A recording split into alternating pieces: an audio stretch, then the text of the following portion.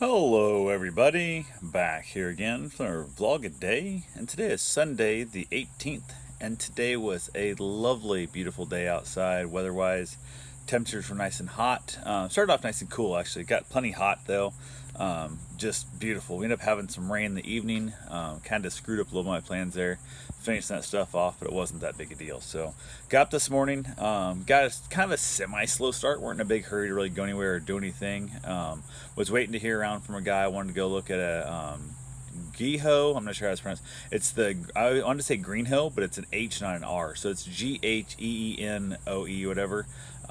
It's like a canoe with a motor in the back. They're loved by some people and not loved by others, but like the people who do love them absolutely love them and claim they're the greatest boat in the world. So I found one here locally. It was actually posted in Orlando, although it's in New Smyrna Beach.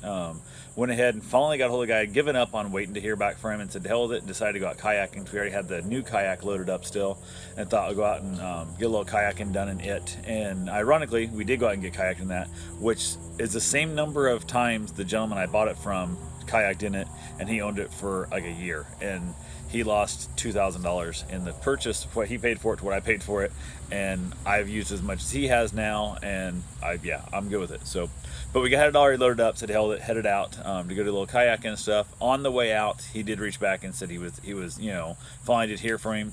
So I went ahead because I'd been texting him and stuff. The number he told me to text, and he never answered. So I actually called. He answered the phone.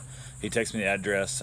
It was over on Beachside, which was a little different direction where I was planning to head, and I was going to head out towards like Disappearing Island and kind of check out that direction over towards the airport area, out towards Ponce Inlet.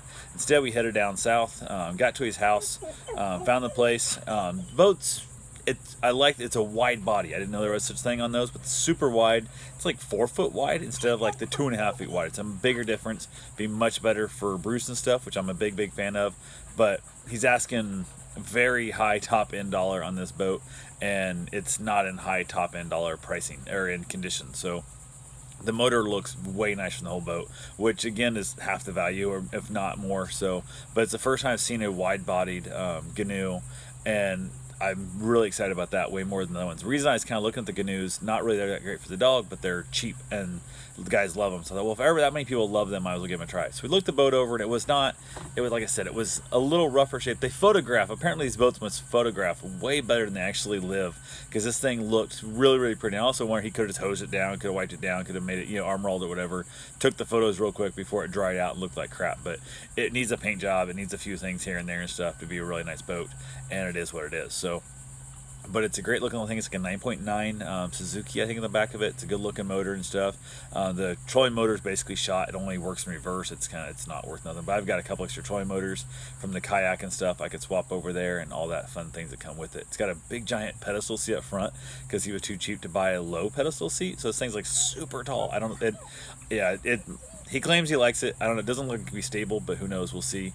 We wrapped up with him and decided to head down, asking him if there was anywhere of like kayaking out of there and stuff. And he said absolutely could. I could go down to the national park, which is you got to pay. I think it's $10 per car, whatever it is, to get there and stuff.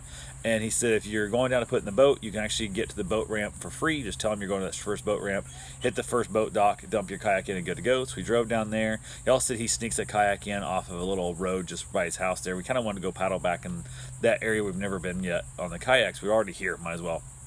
And we got down to the park, and the lady said, I cannot go in for free because I do not have a trailer.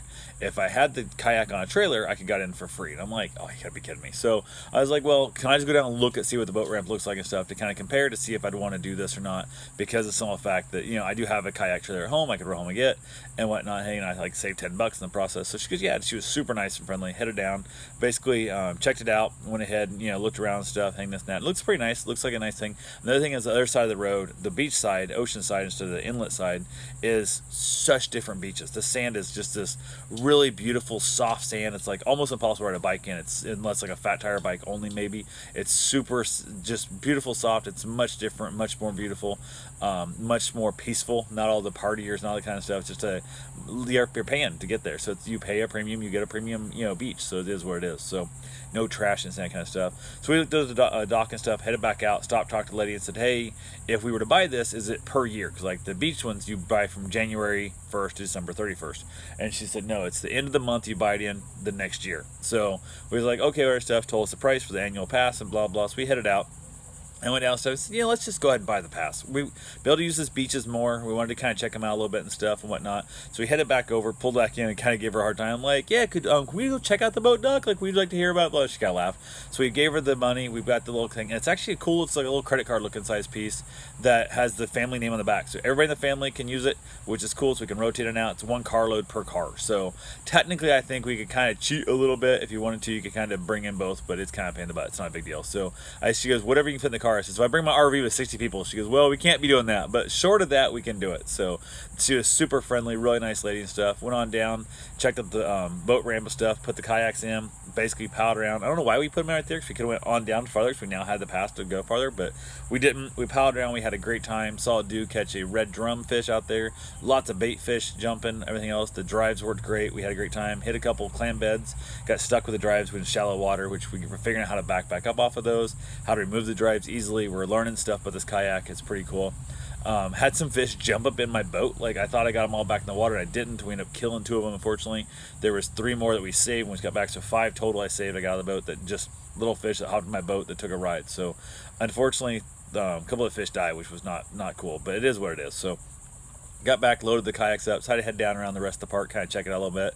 And signs saying there's, like, you may encounter nude bathers and stuff, sunbathers down here at, like, Dock 5, whatever, or the parking lot 5, which is the very last farthest spot down on the beach, which a lot of people claim is the best beach. So we went ahead and said, hell, went and checked it out. We weren't going swimming today and stuff. We saw a couple nude people there. Everybody else full clothing, swimsuits and stuff, a lot of fishermen and whatnot. So it's not a mandatory nude beach, but it's, I guess they don't harass you there in the process. So we'll probably go back to that at some point, but we're not there yet. So we did see some real big gophers, tortoises, because there's so much less traffic down here. There's just a lot more wildlife in the process. We saw dolphins with us, all kinds of cool things. Saw manatee, all kinds of really cool stuff out there in that area, and I cannot wait to take some others. Now I got the card.